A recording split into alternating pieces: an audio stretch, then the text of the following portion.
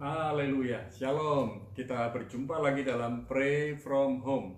Dan khusus malam ini, partner saya Samuel sedang sertijab dengan kampusnya. Jadi dia selesai jam 9 malam.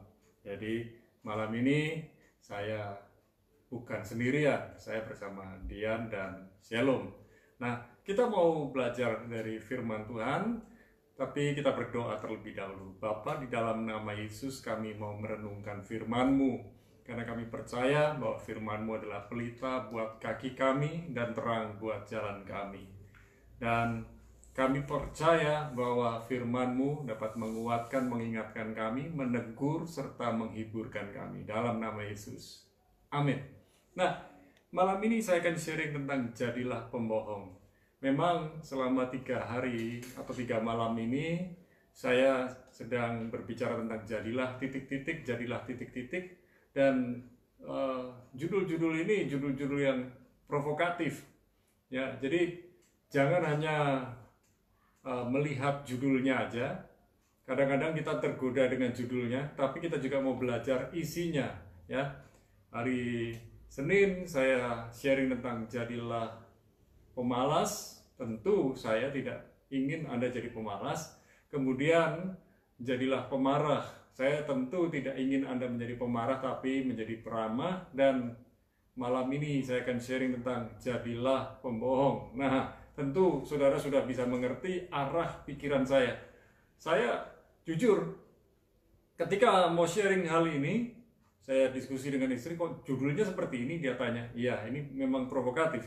Dan tidak mudah buat saya mencari hal-hal yang negatif. Karena saya biasa berpikiran yang positif, berpikiran benar. Mencari hal-hal yang salah itu buat saya sesuatu yang sulit. Saya biasa melakukan hal-hal yang benar, membiasakan diri berpikir benar, melakukan hal yang benar. Melihat orang lain pun, saya belajar untuk melihat yang benar. Dan itu yang membuat saya bisa stay positif dan stay alive. Nah, Amsal 19 ayat 22. Dari ayat ini kita sudah tahu apa yang Tuhan mau dalam kehidupan kita.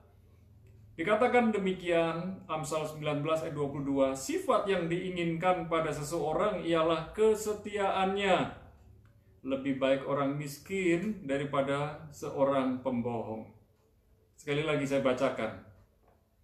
Amsal ini luar biasa. Jadi kadang-kadang kita perlu baca bukan hanya sekali, perlu berkali-kali. Sekali saja kadang-kadang kita sudah tahu, tapi ternyata satu kali baca pun membuat kita ingin ketagihan baca berkali-kali. Oleh sebab itu saya bisa mendorong saudara, kalau Anda baca Amsal sesuai dengan tanggal setiap hari, misalnya hari ini tanggal 26 saudara baca Amsal 26, karena Amsal total itu pasti 31 pasal. Nanti Anda akan melihat kehidupan Anda dipenuhi dengan hikmat. Sekali lagi, sifat yang diinginkan pada seseorang ialah kesetiaannya. Lebih baik orang miskin daripada seorang pembohong. Nah, kita sudah belajar tentang jadi pemalas atau jadi orang rajin, jadi pemarah atau jadi peramah. Nah, saya mau sharing buat saudara, apa saja sih keuntungannya jadi seorang pembohong? Jadi si pembohong itu keuntungannya apa? Yang pertama, pembohong itu kreatif. Loh, kok kreatif? Ya, pembohong itu ahli menutupi dosa, pelanggaran, dan kesalahan. Dia sangat ahli. Dan pembohong ini ahli menutupi kebohongan dengan kebohongan yang lain. Ketika Anda berbohong pertama kali, Anda gelisah. Gelisah. Rasanya walaupun di tempat yang dingin, di tempat yang ber-AC, keringat itu bercucuran. Tapi lama-kelamaan Anda terbiasa dengan berbohong. Ketika Anda berbohong pertama kali, jantung berdebar dengan kencang. Lama-kelamaan biasa saja. Nah, orang yang berbohong, dia akan menutupi kebohongannya dengan berbohong lagi. Contohnya, ditanya, apakah Anda sudah makan? Anda sungkan. Anda jawab, sudah. Lalu ditanya lagi, Anda makan apa tadi? Oh, saya makan pecel. Nah, padahal belum makan dan nggak makan pecel. Kemudian ditanya lagi, makan pecel yang di mana? Nah, dari sebuah kebohongan menghasilkan kebohongan dan kebohongan lagi. Dan suatu hari yang namanya kebohongan pasti terbongkar. Nah, semakin sering berbohong, ia akan semakin kreatif. Jadi, orang yang suka berbohong, makin hari makin jago dalam berbohong, makin pinter, makin cerdik dalam berbohong. Itu yang pertama. Pembohong itu ahli membujuk atau merayu, persuasif. Banyak orang terpikat dengan bujukan. Banyak orang terpikat dengan rayuan. Banyak orang itu terbuai dengan bujukan dan rayuan. Dan seringkali kita ini mudah dibujuk, mudah dirayu. Hati-hati, iblis jagonya merayu, jagonya membujuk. Dan jangan sampai hati kita mudah dibujuk dan dirayu.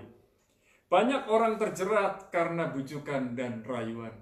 Setelah terpikat, akhirnya terjerat. Nah, pembohong itu ahli memikat dan menjerat. Pastikan kita bukan termasuk orang yang suka berbohong, tapi suka melakukan kebenaran, suka berkata kebenaran. Seseorang yang biasa berkata-kata tentang kebenaran, mengungkapkan isi hatinya di dalam kebenaran, ketika ia berbohong rasanya gak enak. Gak enak. Tapi memang ada orang bilang gini, kamu tuh loh jujur ya, tapi jangan terlalu jujur. Yang namanya jujur, ya tetap jujur. Ya, jujurlah. Ya, jujur dengan jujur. Betul-betul jujur. Nah, sekarang yang ketiga. Apa yang tidak mungkin dilakukan oleh pembohong? Apa? Saya cek, saya perhatikan baik-baik. Pembohong itu nggak mungkin setia dan jujur. Setuju? Nggak mungkin. Karena Amsal 19 ayat 22 tadi yang dibilang gini, sifat yang diinginkan pada seseorang ialah kesetiaannya. Lebih baik orang miskin daripada seorang pembohong. Ada orang suka menutup-nutupi kekurangannya dengan berbohong. Tetapi mari kita belajar menampilkan diri kita apa adanya.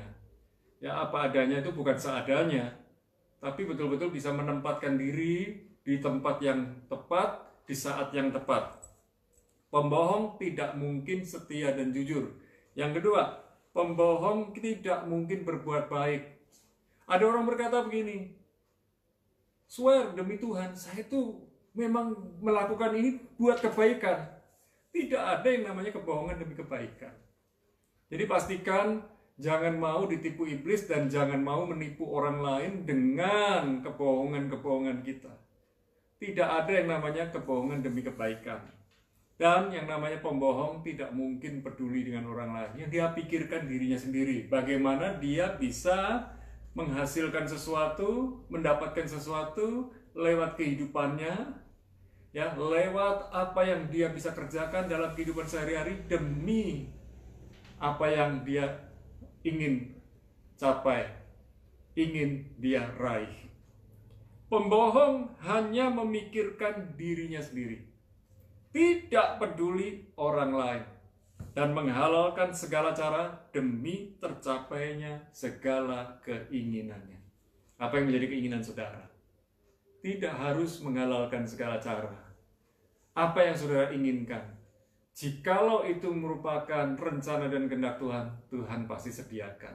Tuhan pasti tolong saudara.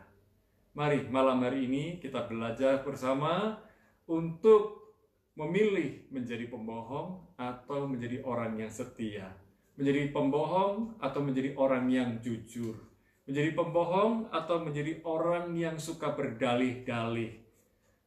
Pembohong tidak mungkin setia dan jujur, pembohong tidak mungkin berbuat baik, dan pembohong tidak mungkin peduli dengan orang lain. Mari kita berdoa. Malam hari ini kami berdoa bersama dengan para kekasih Tuhan dan kami yang ada di rumah ini bersehati bersama. Kami mau merendahkan hati, kami mau belajar jujur apa adanya, dan kami percaya Tuhan mau menempatkan diri kami di tempat yang tepat, di saat yang tepat, untuk tujuan yang tepat, demi kemuliaan Tuhan. Dan malam ini kami serahkan roh, jiwa, dan tubuh kami ya Tuhan. Tegur kami, ingatkan kami jikalau kami tidak berkenan kepadamu, jikalau kami ingin melakukan kebohongan, jikalau kami sampai hari ini masih suka berbohong, ampuni kami Tuhan. Kami mau bertobat, kami mau berubah. Dan kami percaya Tuhan mampukan kami untuk bertobat dan berubah. Tidak ada yang mustahil bagi orang yang mau berubah. Bagi orang yang mau mengandalkan Tuhan, pasti ada jalan keluar, pasti ada solusi. Malam ini kami serahkan kehidupan kami ya Tuhan bersama-sama.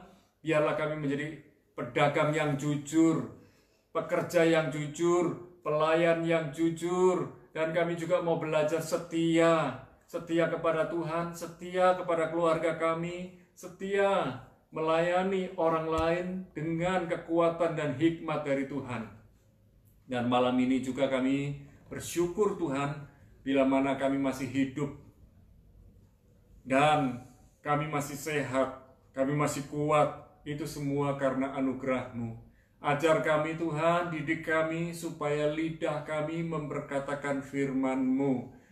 Biar kami menyatakan firman-Mu. Dan malam ini yang sakit berkata, aku sembuh. Yang kekurangan berkata, aku sudah diberkati. Yang lemah mulai berkata, aku kuat kembali. Yang kekurangan berkata, aku sudah diberkati. Yang lemah berkata kembali, aku sudah dikuatkan. Yang sakit berkata kembali, aku sudah disembuhkan.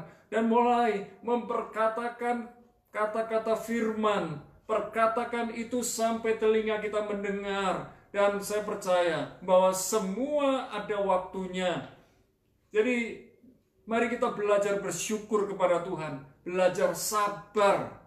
Berjalan dalam waktunya Tuhan. Ya Tuhan, kami berdoa buat negeri bangsa Indonesia. Biarlah penduduknya makin tertib, makin disiplin, makin menjaga protokol kesehatan. Dan kami percaya bangsa Indonesia adalah biji mata-Mu ya Tuhan. Dan kami serahkan bangsa negeri Indonesia ini dalam tangan-Mu. Kepemimpinan Presiden Jokowi sampai ke bawah, ke pelosok-pelosok daerah, semuanya dapat terlaksana rencana-rencana Tuhan buat negeri Indonesia lewat kepemimpinan Bapak Jokowi.